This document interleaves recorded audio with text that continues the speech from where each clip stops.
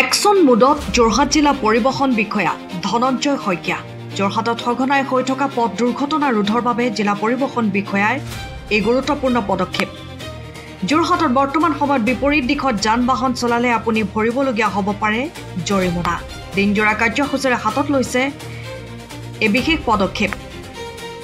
আজি পথত বিপৰীত দিশে বা ভুল পথেৰে অহা যান বাহনৰ ওপৰত আৰোপ কৰিলে জৰিমনা।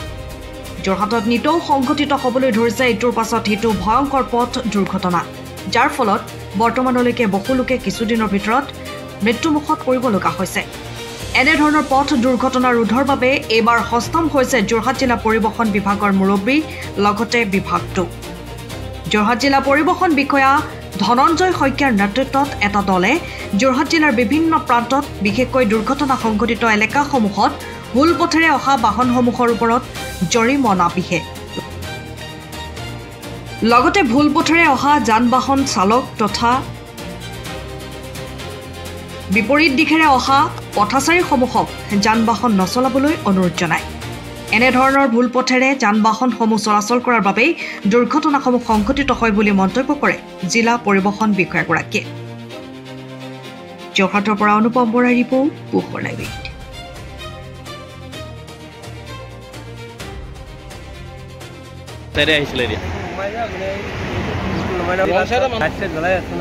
না ৰং চাইডে আহিছিলে আপুনি, এতিয়া সেইটো কাৰণে ফেন কেলিছে আপুনি ঘূৰি আহিবগৈ লাগিব। পথ দুৰ্ঘটনাত আমি বহুত মানুহৰ প্ৰাণ আমি হেৰুৱাইছোঁ, বহুত মানুহ ঘূণীয়া হৈছে। তো ইয়াৰ অন্যতম এটা কাৰণ হৈছে কাউণ্টাৰ ড্ৰাইভিং, যিটো অপজিট ছাইডৰ ড্ৰাইভিং। তাৰমানে যিখিনি মানুহে বাওঁফালেদি নিজৰ ছাইডত আহি থাকে, তেখেতলোকে অপজিট ছাইডৰ পৰা কোনোবা আহিছে বুলি এক্সপেক্ট নকৰে, কেতিয়াও ভাবি নলয়। গতিকে এনেকুৱা দুৰ্ঘটনাত এতিয়ালৈকে যোৰহাটত প্ৰায় 5জন মানুহৰ মৃত্যু হৈছে।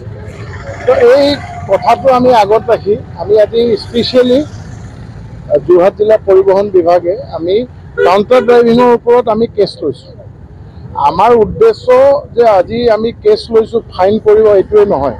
তো আমি এটা এৱাৰনেছ প্ৰগ্ৰেম কৰিব বিচাৰিছোঁ, যাতে কোনো মানুহে অপজিট ফালৰ পৰা, ৰাস্তাৰ অপজিট ফালৰ পৰা, একেটা ৰাস্তাত যদি এখন গাড়ী চিধা যায়, এখন অপজিট ফালৰ পৰা আহে, গতিকে দুৰ্ঘটনাটোৰ সম্ভাৱনা বেছি থাকে। এইটো ৰং ডাইৰেকশ্যনত কেতিয়াও আহিব নালাগে, এইকাৰণে আমি প্ৰচেষ্টা চলাইছোঁ। আজি আমি দিনজোৰা কাৰ্যসূচীৰে এই আমাৰ এৱাৰনেছ প্ৰগ্ৰাম প্লাছ আমি ফাইনো ইম্প'জ কৰিছোঁ, আৰু অনাগত দিনতো এইটো অপাৰেশ্যন আমাৰ চলি থাকিব। আৰু আমি আশা ৰাখিম যাতে যোৰহাটত অপজিট ডাইৰেকশ্যনত চলা গাড়ী যাতে টোটেল বন্ধ হয়, আৰু মানে যোৰহাটত দুৰ্ঘটনাটো যাতে এই কাৰণত আৰু একো দুৰ্ঘটনা নহয়। 77ত লৈছোঁ, মানে ড্ৰাইভিং ইন ৰং ডাইৰেকশ্যনত। তেওঁলোকে জৰিমনা অলৰেডি আমি চালান কাটি দিছোঁ, সকলোৱে জৰিমনা ভৰিব লাগিব। ইয়াতে মানে কি হৈছে, কিছুমান মানুহে ক'বলৈ বিচাৰিছে যে মোৰ ঘৰটো ওচৰতে, তো মই আগত নিজৰ ডাইৰেকশ্যনত যদি মই ঘূৰি আহিব লাগে তো বহুত দূৰ যাব লাগিব। তো এইটোৰ কাৰণে ব্যৱস্থা আছে, তেওঁলোকে NHITCৰ লগত কথা পাতক, তেওঁলোকৰ কাৰণে এটা সুন্দৰ ৰাস্তা ধুনীয়াকৈ শ্বৰ্টকাট যদি উলিয়াই দিব পাৰে উলিয়াই লওক। কিন্তু তেওঁলোকে খন্তেক সময় নষ্ট কৰিবৰ কাৰণে, যদি ঘৰটো ওচৰত সোনকালে পাবৰ কাৰণে যদি মানুহজনৰ কিবা দুৰ্ঘটনা হয়, তো ইয়াৰ দায়িত্ব কোনে ল'ব? গতিকে মই আশা কৰিম যাতে সকলো কথা মানুহে আৰ্গুমেণ্টত নগৈ নিজৰ বাওঁফালেদি, যিটো আমাৰ ভাৰতীয় আইন মতে পথ যাতে বাওঁফালে নিজৰ ৰাস্তাৰ বাওঁ ছাইডেদি সদায় মানুহ যাব লাগে। আৰু টাৰ্ণিং আমাৰ অজন্তা বাইপাছৰ দলংখনৰ তলেদি ৰাস্তা আছে, কাৰ্ভ আছে, ইয়াৰ পৰা তলেদি আহি অলপমান আগত গ'লে টাৰ্ণিং পোৱা যাব। গতিকে মই আশা ৰাখিম যোৰহাটে যাতে, যোৰহাটৰ যিসকল চালক আছে সকলো চালকে যাতে এই নিয়ম মানি চলে। এইটো মই কৈছোঁ, এইটো মই তেওঁলোকৰ এটা ভুল ধাৰণা। আপুনি নিজে ভাবক যে ছাৰ্ভিচ লেন দুটা ছাইডত আছে, লেফ্ট ছাইডতো আছে, ৰাইট ছাইডতো আছে, দুইটাৰ কানেক্টিভিটি আছে। আপুনি লেফ্ট ছাৰ্ভিচ ৰোডটো হৈছে যে মেইন ৰাস্তাত কানেক্ট কৰিবৰ কাৰণে।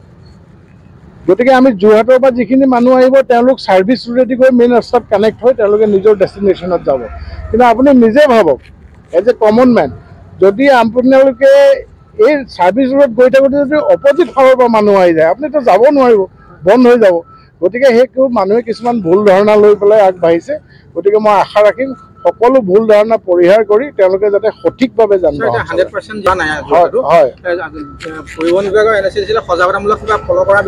হয়, আমি কৈছোঁ যে আমি এইটো তেওঁলোকক আমি আমাৰ ডিষ্ট্ৰিক্ট ৰোড ছেফটি কমিটিৰ মিটিঙত আমাৰ জিলা আয়ুক্ত ডাঙৰীয়াই মানে তেওঁলোকে NSIDCলৈ কৈছে যে পৰ্যাপ্ত মানে বহুত যিবোৰ ৰোড চাইন আছে য'ত ন' পাৰ্কিং কৰিব লাগে, য'ত ওৱান ছাইড ড্ৰাইভিং আছে, এইখিনি যাতে তেওঁলোকে সোনকালে লগায় আৰু খুব সোনকালে এমাহমানৰ ভিতৰতে এইখিনি ফলত আমাৰ ৰাইজে দেখিবলৈ পাব।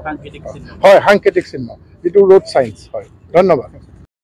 আপুনি বাৰু এখন দুচকীয়া বাহন লোৱাৰ ইচ্ছা প্ৰকাশ কৰিছে নেকি?